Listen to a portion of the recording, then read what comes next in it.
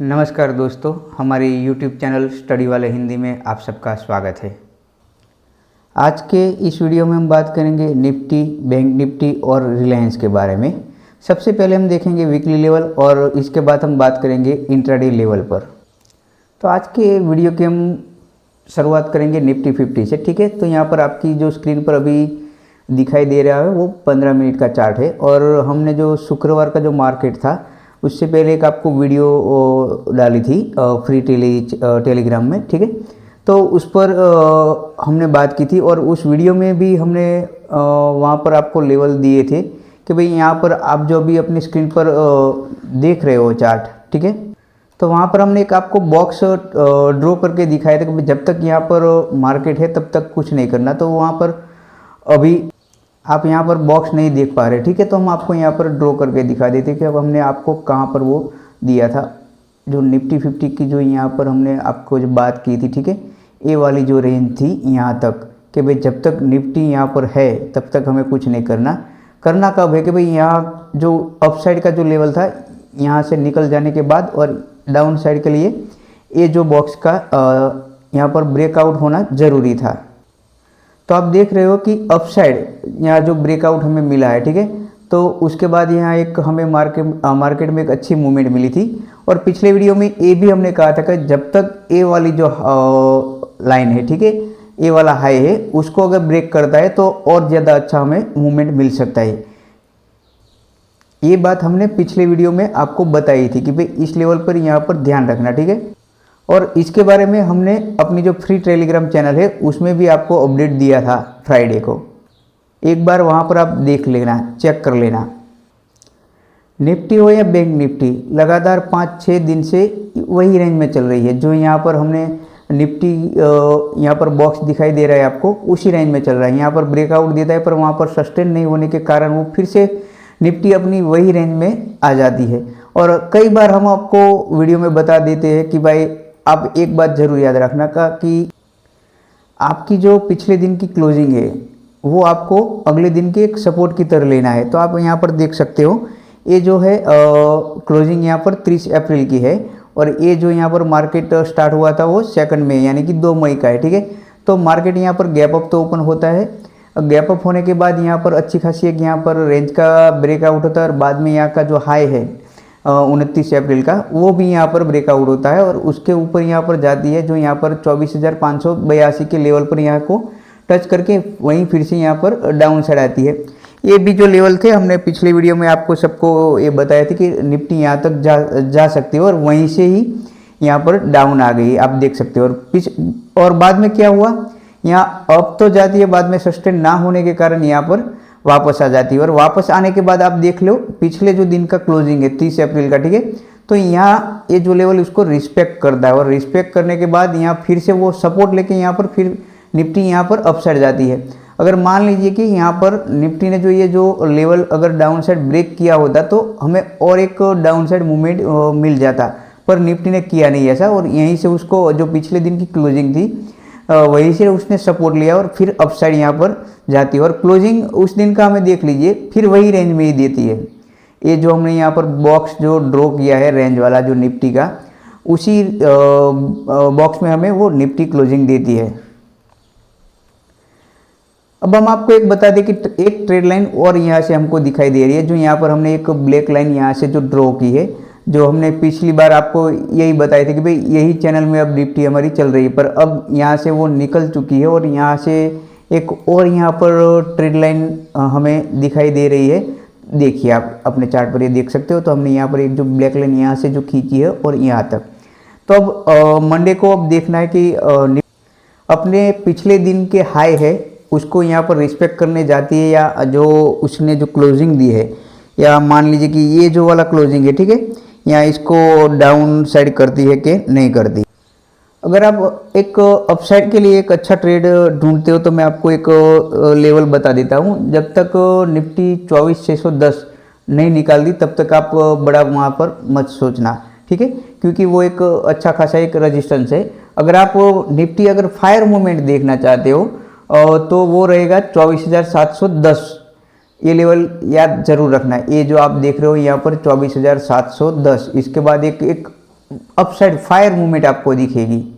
और weekly level में हम अगर डाउन साइड की बात करें तो 24,050 तक निफ्टी हमें देखने को मिल सकती है, अगर ये यहाँ पर सपोर्ट टूटता है तो। वरना आप निफ्टी को 24,050 से 24,610 के बीच यहाँ पर आप वीकली देख सकते हो।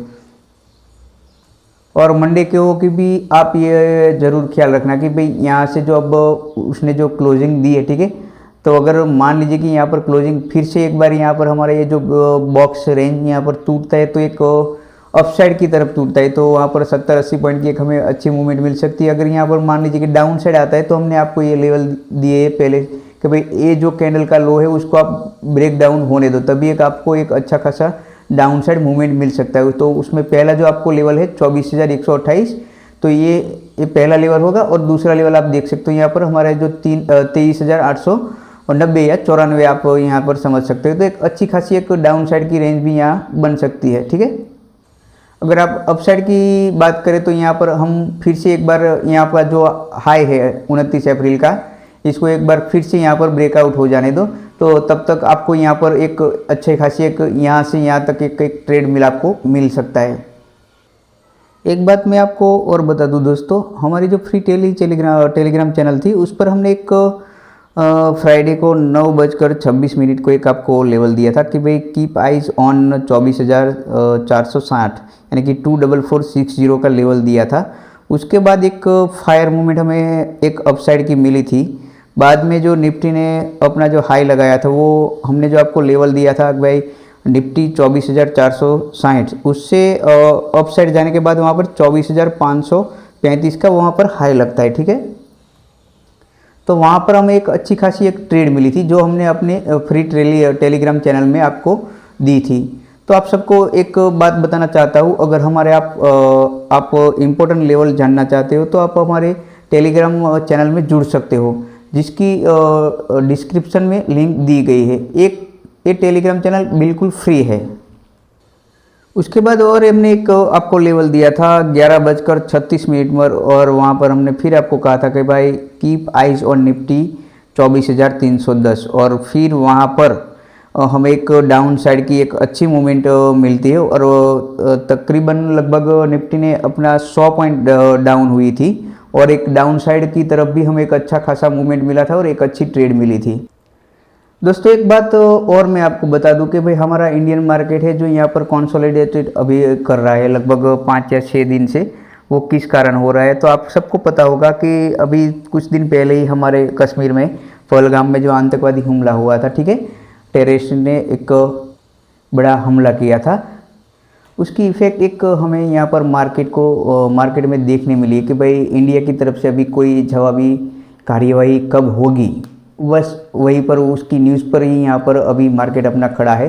अगर हम बात करें कि जो अपना जो पड़ोसी देश है वहाँ पर तकरीबन ये जो हादसा हुआ उसके बाद वहाँ के इंडेक्स में तकरीबन मेरे ख्याल से 8,000 पॉइंट का वहाँ पर एक डाउनफॉल आया हुआ है, ठीक है, एक हफ्ते में। तो दोस्तों हम अब बात करेंगे अपने बैंक निफ्टी के लेवल के बारे में, ठीक है। दोस्तों मैं आपको एक और बात बता दूं, अगर आप मान लीजिए कि पिछले 5-6 दिन का जो चार्ट है आप कोई भी इंडेक्स में देख लो, आपको यही नज़र आएगा, एक रेंज में ये यहाँ पर घूम रहा है। निफ्टी हो, बैंक निफ्टी हो, आप सेंसेक्स हो या बैंक एक्स हो या अपनी मिड कैप निफ्टी हो, तो आप एक बार सभी चार्ट देख लेना, तो वही आपको एक रेंज मिलेगी, ठीक है। और बैंक निफ्टी के बारे में भी हमने आपको बताया था कि भाई जब तक अपसाइड अगर आपको सोचना है तो जब तक निफ्टी 56,200 का लेवल जब तक क्रॉस नहीं करती है तब तक एक अपसाइड की तरफ आपको एक अच्छा मूवमेंट नहीं मिल सकता है, ठीक है। अब आप शुक्रवार की बात को देख लो यहाँ पर, ठीक है, यहाँ जो मार्केट अपना गैप अप होने के बाद यहाँ पर उसने जो एक पिछले दिन का जो यहाँ पर हाई है वो अभी नहीं निकाल पाता, और वहीं से यहाँ जो हमने एक ड्रॉ लाइन की थी, जो हमारा लेवल था यहाँ पर 55,657 जो आप देख रहे हो यहाँ पर, वहाँ पर उसको यहाँ पर टच करके फिर से एक बार बैंक निफ्टी वही अपनी जो पुरानी रेंज जो यहाँ पर चल रही थी 55,055 और यहाँ पर जो 55,500 के बीच में वहाँ पर आती है, और वो जो पिछले दिन की क्लोजिंग है, ठीक है। तो वहाँ पर जो हमने अब बात की निफ्टी, और वही यही मैं बात दोहरा देता हूँ आपको, जो पिछले दिन के जो क्लोजिंग है, पिछले दिन का यहाँ पर आप क्लोजिंग यहाँ पर देख रहे हो, वहाँ पर उसने रिस्पेक्ट किया और फिर यहाँ से सपोर्ट लेके फिर अप साइड थोड़ा निकलती है और वहीं पर हमें एक यहाँ पर रेंज ब्रेक होती है और डाउन साइड की तरफ हमें एक क्लोजिंग देता है बैंक निफ्टी। अब ये मंडे को देखना है कि भाई बैंक निफ्टी हमें अब डाउन साइड गैप डाउन देता है या गैप अप। अगर मान लीजिए कि यहाँ पर गैप अप ओपन होता है और यहाँ अगर इसी रेंज में अगर ओपन होता है बैंक निफ्टी हो या निफ्टी, ठीक है, अगर मान लीजिए कि मंडे को यहाँ पर ही ओपन होता है हमारी रेंज में, ठीक है, तो हमें फिर से एक बार ये जो रेंज हमारी है उसको ब्रेकआउट या ब्रेक डाउन होने के बाद ही हम अपना कोई भी ट्रेड एग्जीक्यूट कर सकते हैं, उसके बिना कुछ सोचना मत, ठीक है। आप पहले यहाँ पर देख लो, ये जो है बैंक निफ्टी की रेंज है और मैं आपको यहाँ पर दिखाई देता हूँ निफ्टी 50 जो अभी 15 मिनट की कैंडल पर, ये हमारी निफ्टी की रेंज है, ठीक है।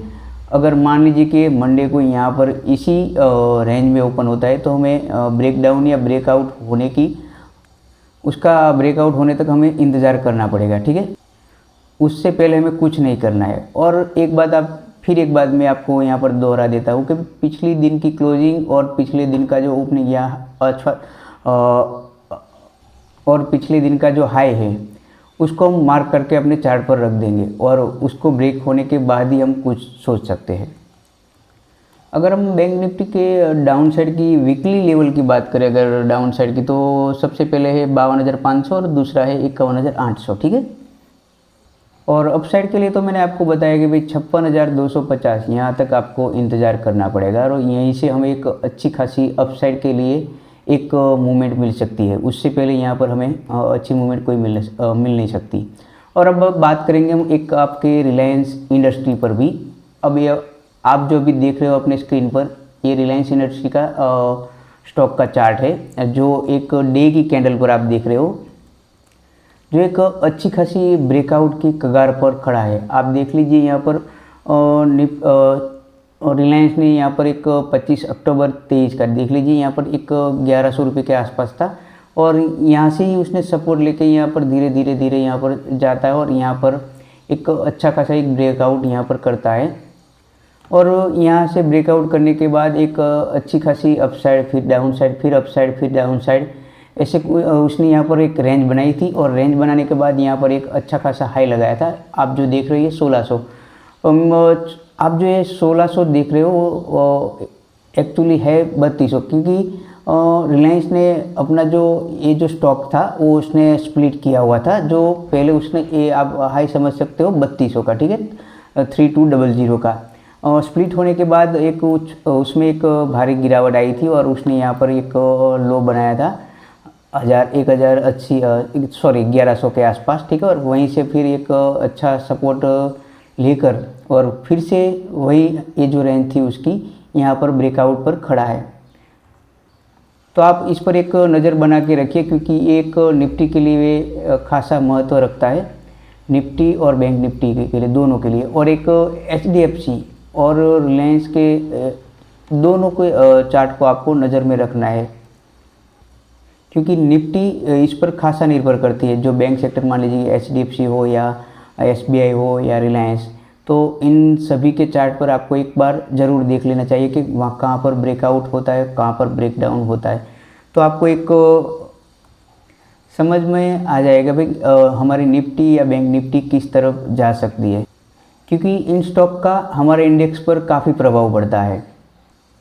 तो दोस्तों आज के वीडियो में बस इतना ही, हम मिलते हैं हम आपको मंडे को, ठीक है।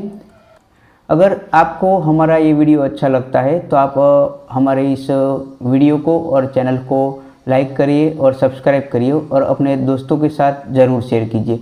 अगर आप हमारे साथ जुड़ना चाहते हो तो हमारी फ्री टेलीग्राम चैनल का लिंक यहाँ वीडियो के डिस्क्रिप्शन में दिया हुआ है, वहाँ से आप ज्वाइन हो सकते हो।